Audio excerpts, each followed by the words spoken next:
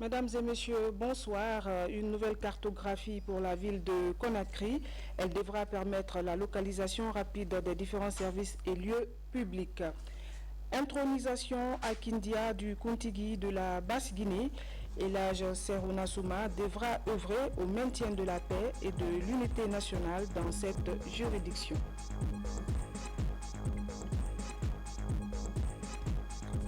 Nous sommes le 14 mai, la télévision nationale a fêté ses 39 ans. Ici à la RTG Coloma, les travailleurs se sont fortement mobilisés. Hommage a été rendu à tous les devanciers.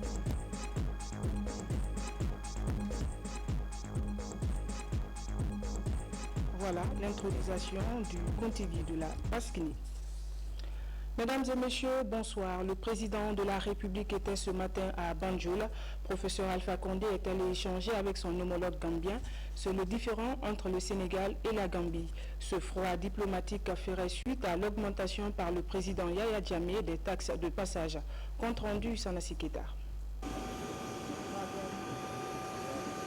Il est 7h30, l'heure à laquelle l'avion transportant le président de la République a atterri sur le tarmac de l'aéroport international de Banjul. Ici, professeur Alpha Condé est accueilli par son homologue gambien, Yaya Jammeh.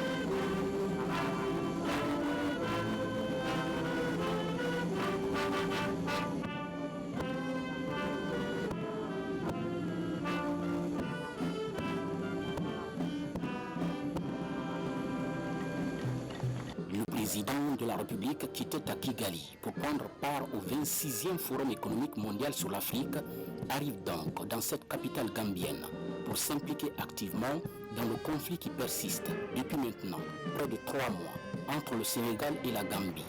Ce froid diplomatique fait suite à la décision du président Yaya Jammeh d'augmenter les taxes de passage. Et présentement, toutes les frontières entre les deux États sont fermées et les activités économiques au ralenti. Seuls les piétons peuvent traverser. Ici, professeur Alpha Condé n'a pas manqué d'expliquer clairement au président de la République islamique de Gambie la nécessité de tourner définitivement la page du différend qui existe entre lui et son voisin direct, le président Macky Sall. Déjà à Kigali, dans la capitale rwandaise, le président de la République s'était entretenu avec le président Macky Sall sur ce même sujet en vue de trouver une solution politique. Après donc cet entretien de plus de 4 heures avec le président Yaya Jammeh, professeur Alpha Condé rassure. Les relations sont très bonnes, mais nous allons faire en sorte de renforcer davantage.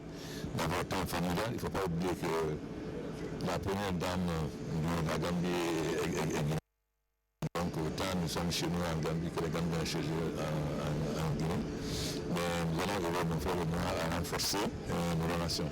Mais cette fois, je suis passé rapidement à cause du petit différend entre la Gambie et le Sénégal qui pose beaucoup de désagréments aux populations, surtout avant le mois de carême. Moi, j'ai promis à mon frère de venir en visite officielle le 2 pour que maintenant, puisque cette fois, c'est pour discuter de la situation avec le Sénégal. Donc le 2, je vais venir pour discuter de nos relations et comment renforcer encore davantage les relations entre nos deux pays. Parce que vous savez, il y a beaucoup de Guinéens en Gambie et des Gambiens en Guinée. Donc je viendrai en visite officielle pour que maintenant nous passions surtout sur les questions bilatérales. Et je remercie beaucoup le président parce que je sais que c'était pas facile, mais il a accepté d'envoyer une délégation au Sénégal afin de résoudre ce problème pour que les populations souffrent moins, surtout qui ont bien travaillé le mois de carême et nous sommes des très grands musulmans. Pour le président Yahya Jammeh, le Sénégal et la Gambie sont deux nations qui partagent les mêmes frontières, la même culture, bref, les mêmes valeurs. Il y a plusieurs milliers de Gambiens qui vivent au Sénégal et plusieurs milliers de Sénégalais en Gambie. Donc, nous sommes un même peuple. Et l'implication aujourd'hui du président Alpha Condé dans ce conflit est un signal fort pour moi, pour nous d'ailleurs. Je considère aujourd'hui que le problème est résolu, parce que tout simplement, ces conseils sont tombés dans de bonnes oreilles. Les étrangères de la République et du Sénégal se rencontreront les jours à venir à Dakar pour tenter de mettre définitivement fin à ces conflits qui pèsent durement sur les échanges transfrontaliers des deux pays. Et cela grâce notamment à l'implication du président Alpha Condé qui prend d'ailleurs son vol pour Conakry. La communauté guinéenne vivant à Banjul s'est fortement mobilisée pour accueillir le président de la République. À cette occasion, professeur Alpha Condé a eu droit à un bain de foule. Retrouvons Sanassi Kita. À Banjul, pour résoudre le conflit entre le Sénégal et la Gambie, le président de la République a eu droit à une belle foule de la communauté guinéenne.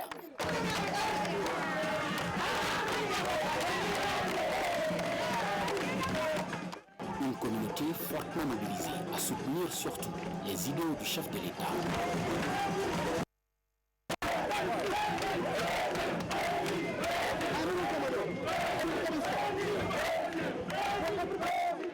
À cette communauté guinéenne de Banjul, le président Alpha Condé explique les raisons de sa présence en terre gambienne. Des photos, ça fait qu'il fait Conakry, ça fait Gambie, qu'il fait Conakry, ça fait Sénégal, qu'il fait Conakry, ça fait Guinée, mais son affaire m'a joint. Bien, allez, on l'a pour nous, on l'a dit. Alors, bien, tout, alors, moi, j'avais fait, on va te tenir, là, mon niveau, c'est un raté, on a, donc, à vous, on va faire la terre à la fin, à déjeuner gay, parce que pour nous, on a tout, on peut bien, on a bien là-bas, parce que a ce moment-là, il peut y avoir un tour, à ce moment-là, il peut y avoir un tour. Parce que la frontière est grande, c'est pas bon, il peut y avoir un tour. Mais la loi est un ministre de la Séance. Il n'y a pas de problème. Parce que nous venons dans le Wali, donc on va apprendre à faire l'actif parce que la population est en tour. On ne va pas oublier les chemins d'avant. Et si on va aller là, on va aller là. Alors, on va se faire la garantie.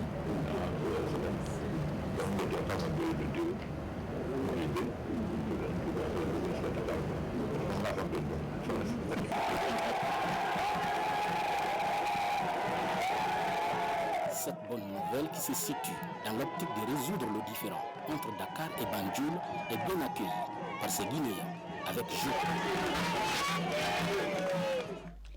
Autre sujet, c'est un vieux projet de 2 ans qui se voit concrétisé grâce à l'implication du chef de l'État. La ville de Conakry et ses environs disposent désormais d'une nouvelle cartographie. Elle est réalisée par l'Institut géographique national et la JICA, agence japonaise de la coopération internationale. Cette nouvelle cartographie permettra de faciliter la localisation des différents services et autres lieux publics. Reportage Mohamed Lamine Camara. Sur une superficie 5 km², la ville de Conakry, du Breka et Koya présentait jusque-là une cartographie qui remonte à 1982. À travers le projet de gestion topographique numérique, Conakry et ses environs ont aujourd'hui une nouvelle cartographie à grande échelle. Les études par l'Institut géographique national et l'Agence japonaise coopération internationale. Cette carte prend désormais en compte les trafics routiers, touristiques et urbains. C'est la cartographie au 1/5 millième qui est déjà produite. Le 1/5 millième, c'est une très grande échelle. C'est d'abord la première échelle, la plus grande échelle que notre pays ait connue. Il faut dire que ça, c'est une cartographie fondamentale pour l'aménagement du territoire dans le sens le plus large du terme. La réalisation de ce projet n'a duré que 2 ans. Cette cartographie vient ainsi résoudre des problèmes d'urbanisation dus à la croissance rapide de la population de Conakry et de ses environs. La carte géographique de la Guinée a été bien réalisée. Donc le gouvernement peut conçu et préparer des plans de développement. Car sans savoir l'altitude et le courant d'eau, on ne peut pas bien préparer le plan de développement. On ne peut pas construire des bâtiments ou usines sur la rivière. C'est évident. Donc s'il y a ce genre de carte, on peut prévoir ce qui peut arriver. Ça peut aussi servir d'orientation de planification urbaine donc, au ministère de la Ville et de l'aménagement du territoire. C'est une carte qui a beaucoup d'impact sur le développement économique et social du pays. Un plan guide est aussi confectionné par les experts guinéens et japonais. Il va permettre de localiser les services publics des organisations internationales et de faciliter aussi le déplacement dans la capitale. Et puis ce communiqué du bureau de presse de la présidence de la République au retour de Kigali où il a pris part au 26e Forum économique mondial sur l'Afrique et après escale à Banjul où il s'est impliqué dans le différend sénégalo-gambien, son Excellence Monsieur le Président de la République, professeur Alpha Condé, donnera une conférence de presse ce dimanche 15 mai 2016 à partir de 12h.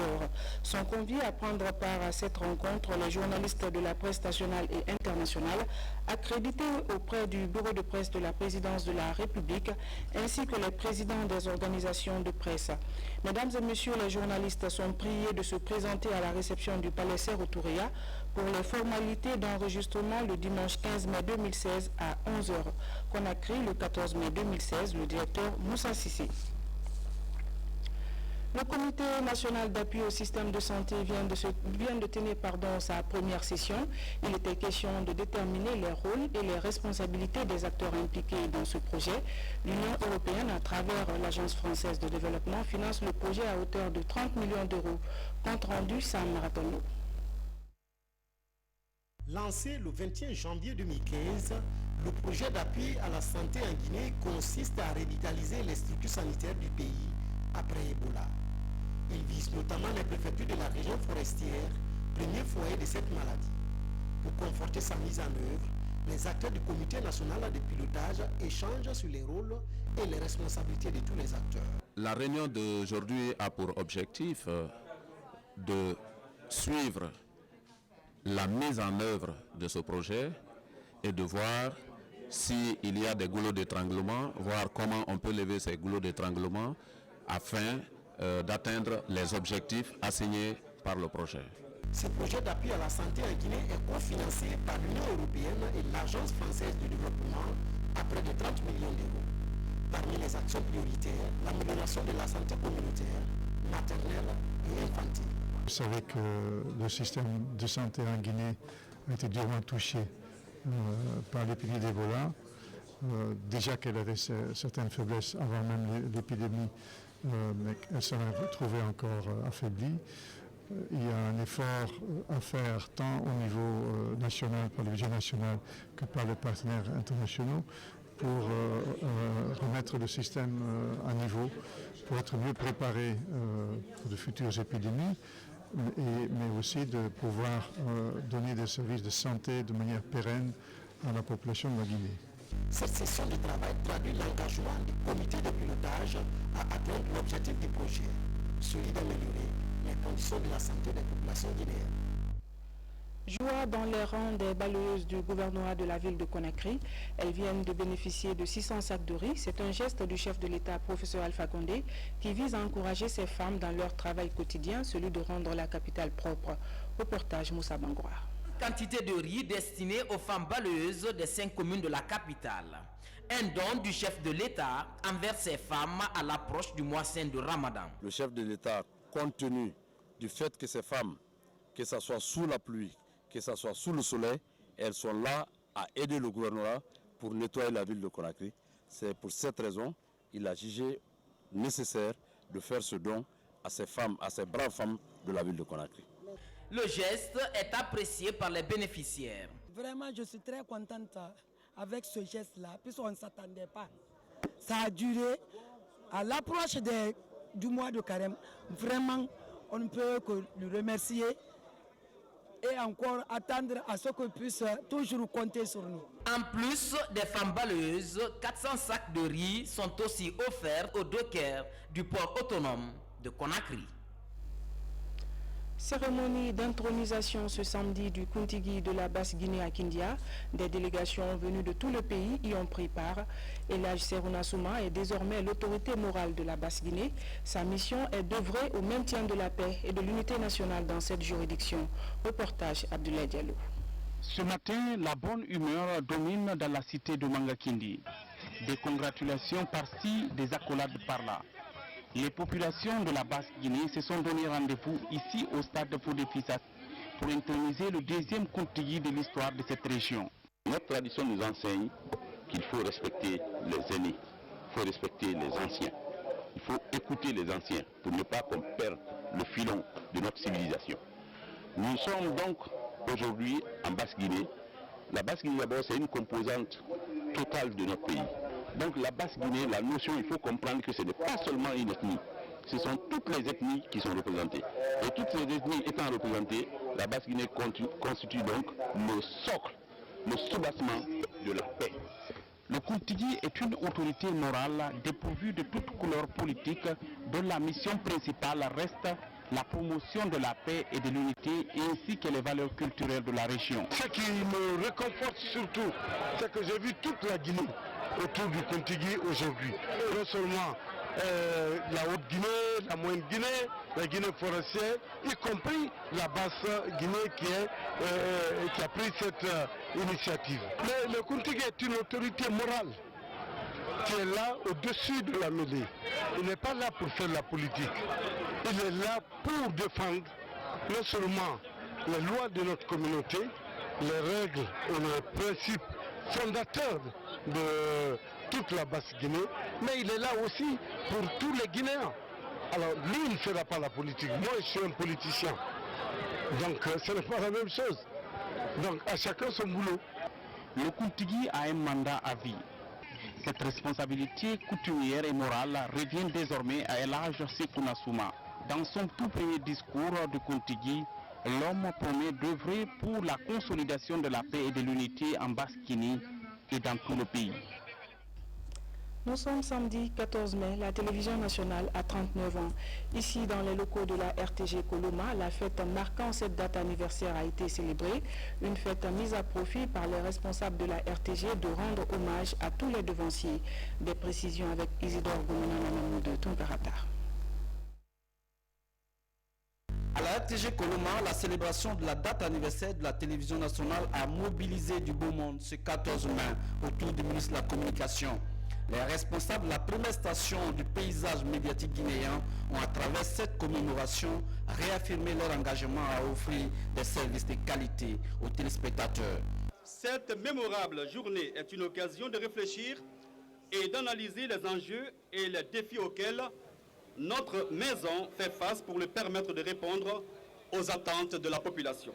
Le souhait de nos auditeurs et de nos téléspectateurs est de moderniser notre antenne afin d'en faire un outil d'accompagnement de la construction de la Guinée.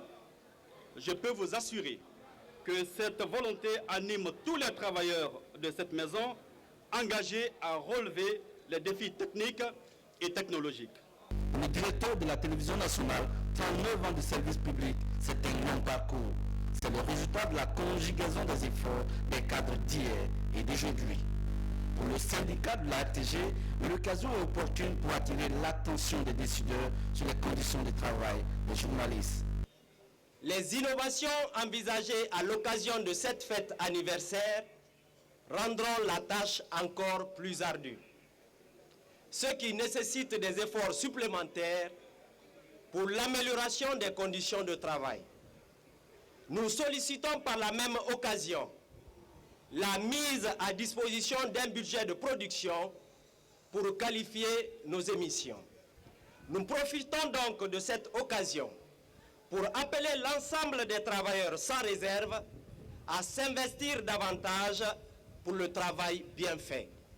Le ministre de la Communication a salué le courage des uns et des autres. Rachid Ndiaye compte œuvrer pour l'amélioration des conditions de vie des travailleurs. Je crois qu'un certain nombre de choses ont été dites, mais le plus important aujourd'hui, c'est être capable de faire face aux défis qui se posent à nous aujourd'hui en termes de communication et d'information, c'est-à-dire la modernisation de nos structures, la modernisation de nos équipements, la formation du personnel afin de pouvoir conduire cette mission-là à travers un certain nombre de mesures qui viennent d'être prises aujourd'hui pour donner une autre image, une autre visibilité à la fois à l'information publique dans notre pays et à notre télévision et à notre radio. J'encourage donc tout le monde à garder en l'esprit l'idée de modernisation, l'idée de travail en équipe et l'idée aussi de culture de performance qui nous permettra d'être à la hauteur des défis qui se posent à nous. Je crois que la RTG est une famille. Je crois que nous devons continuer à garder cet esprit pour pouvoir informer, communiquer et donner la visibilité qu'il faut à l'action publique et à notre pays. Je vous remercie et joyeux anniversaire à tout le monde. Rassurés de l'appui du ministre de la Communication, les travailleurs de la RTG s'engagent à relever les défis du nouveau monde médiatique. Ainsi, à 39 ans, la télévision nationale va dès aujourd'hui changer de look avec de nouvelles émissions dans un cadre où la vieillerie a laissé place à la nouveauté. Ce 39e anniversaire de la télévision guinéenne intervient dans un contexte marqué par l'exécution des travaux pour le passage de l'analogique au numérique. C'est la question préoccupante du moment. D'importants moyens sont mis à contribution pour réussir l'opération. Une visite guidée dans quelques services techniques nous permet de comprendre le niveau d'exécution de ce programme de migration de la RTG. Reportage Pierre-Ousmane Diallo. Ces deux serveurs de stockage et de diffusion de dernière génération ont été récemment installés pour garantir le fonctionnement de la télévision guinéenne 24 heures sur 24 à partir de ce 14 mai 2016. 39 ans après sa création, la télévision guinéenne est en pleine mutation technologique pour s'adapter aux réalités de l'heure. Progressivement, elle intègre le numérique dans ses productions. Passer de l'analogie à ce stade est le grand défi que relèvent ses responsables, tournés vers l'établissement d'un type de télévision moderne, donc numérique. Toutes les productions en général se font en numérique. De la caméra, de la prise de vue, au traitement, jusqu'au montage, jusqu'à la régie, nous pouvons envoyer en numérique. Actuellement, à la sortie du studio, nous avons deux lignes. Une partie analogique et une partie numérique. Le jour qu'on nous dira qu'on va en numérique, directement on connecte la numérique et puis ça va à l'émetteur, c'est tout. La modernisation de la télévision guinéenne s'accompagne d'actions pour une meilleure diffusion de ces images. Avec ces installations qui n'attendent plus que d'être opérationnalisées, un grand souci technique pourrait être résolu dans la réception des images. Actuellement, notre signal va jusqu'à Boulbini par le faisceau. Mais quand ils vont finir définitivement faire la remise, on va diffuser à partir de là directement au monde sur satellite. Il y a une station terrienne, centre de diffusion, c'est déjà là, avec les émetteurs de radio de 10 kW et un émetteur de télévision aussi redondant 3 kW. Et avec une antenne de 120 mètres de haut. Un programme de formation annoncé devrait être mis en œuvre grâce à la coopération guinéo-chinoise. La formation, l'autre paire de manches pour réussir le programme de modernisation de la télévision. Le 14 mai 1977, date anniversaire du parti qui a mené la Guinée à l'indépendance, marque le lancement officiel de la télévision guinéenne. Une télévision obtenue grâce aux bonnes relations qui existaient alors entre la République populaire et révolutionnaire de Guinée et la Jamaria arabe libyenne. Deux régimes qui avaient en commun un seul concept, la révolution. Reportage Alassane Guégoubari. Depuis son lancement, la télévision guinéenne a produit des vedettes et des icônes de la lucarne. Abdoulaye Souma, Saran Kamara, Madeleine Maka, Adiatousso et Modiso Ribari, pour ne citer que ceux-là. Quand la télévision a été créée en 1977, à l'occasion du 30e anniversaire du PDG, c'est un don de la Libye à l'époque, nous n'avions pas de journalistes préparés à faire de la télévision. Donc ce sont les journalistes qui faisaient le journal parlé qui se sont exercés progressivement pour faire la présentation du journal parlé. Au départ, ce sont les nouvelles qui sont rédigées dans la salle de rédaction. D'ailleurs, au départ, il y avait une seule salle de rédaction. Au départ, le rédacteur en chef, c'était le rédacteur en chef de toutes les informations. Ce n'est que progressivement qu'on a séparé la télévision de la radio. Avec la fin de la Première République, la télévision enregistre une double mutation à la fois dans le contenu de ces informations, mais aussi côté technique. L'usage du téléprompteur ouvre notamment une nouvelle ère dans la façon de présenter le journal télévisé. Avant le téléprompteur d'abord, nous à notre époque, on faisait le journal de 20h, 20h30. On faisait le magazine du dimanche. C'est quoi le magazine du dimanche? C'est la somme de tous les journaux du lundi au samedi. Les journaux de 20h30. Donc on avait un magazine du dimanche. Tous les dimanches, il fallait faire la rétrospective de la semaine. Qu'est-ce qui se passe? À la fin du mois, il fallait faire le mensuel, c'est-à-dire la rétro des 4 semaines. Ça fait 2. Après le mensuel, en fin d'année, il fallait faire, comme je l'ai dit aussi, la synthèse de tout ce qui s'est passé durant les 11 ou les 12 mois. Pour revenir au téléprompteur, ce n'était pas facile aussi. Parce que même ce téléprompteur-là, on t'envoie un téléprompteur, tu utilises un papier que tu mets dans la machine, il y a quelqu'un qui tourne cette machine-là. Mais le texte qui est dans la machine, c'est toi qui l'écris. Donc c'est pourquoi je vous ai dit, être un bon journaliste, c'est savoir maîtriser et l'écriture et l'élocution. 39 ans après la diffusion des premières images de la télévision, cette institution poursuit sa percée avec aujourd'hui pour défi de réussir la migration vers le tout numérique, un challenge qui exige équipement, moyens financiers, formation des journalistes et des techniciens de la télévision guinéenne. Autant de conditions sine qua non pour être au rendez-vous de la télévision du futur. Nous sommes le 14 mai, date anniversaire de la création de la télévision guinéenne. Une date ignorée par une partie du public selon des témoignages. Et pourtant, le 14 mai a aussi sa place dans l'histoire guinéenne. Reportage Bernard Tonguino, Karifakita. 14 mai. La date passe inaperçue pour certains, mais pour d'autres, elle constitue un repère historique. Au siège du Parti démocratique de Guinée, PDG-RDA, le 14 mai est un jour mémorable. Il rappelle la création de cette première formation politique du pays en 1947. Ça me rappelle beaucoup de choses pour la Guinée, pour le peuple de Guinée, parce que c'est ce PDG qui a modelé ce pays-là, qui l'a formaté pour l'indépendance. Chaque 14 mai, nous réunissons les jeunes ici. On fête avec ce 14 mai. Au sein du parti, nous savons qu'il y a toujours une manifestation qui se passe, c'est-à-dire que déjà le parti a une école des cadres, il y a toujours un regroupement où les jeunes sont formés, où on enseigne aux jeunes ce qu'est l'histoire du pays. Et bon, en ce qui nous concerne, nous faisons des prières pour que ce pays redevienne ce qu'il a été, c'est-à-dire le pays phare de toute l'Afrique. Si le 14 mai est commémoré par les militants du PDG-RDA, la date reste peu connue du grand public. Le 14 mai doit être enseigné à la Guinée. C'est ça qui a enseigné la dignité, l'honneur, la grandeur. C'est une date émancipatrice pour nous. On ne peut pas l'oublier. Actuellement, on a tendance à l'étouffer, à passer cette date sous silence. Or, cela n'est pas normal. Il faut apprendre à l'enfant ce que c'est que sa propre histoire. Cette école au quartier Almamia dans la commune de Kaloum est encore l'un des rares symboles de cette date.